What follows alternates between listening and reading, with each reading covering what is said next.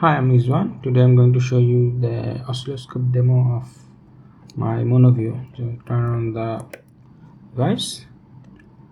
It will ask if you want to keep the backlight on or off. I'm going to turn off the backlight.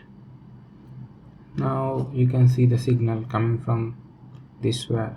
So if I touch it, it will spike up. And if I touch with the ground, then it will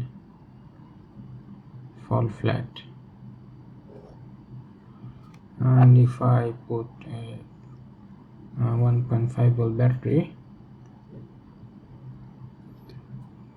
then you can see it's like between 1 and 2, so somewhere between 1.5 or 1.6. So that's it for today.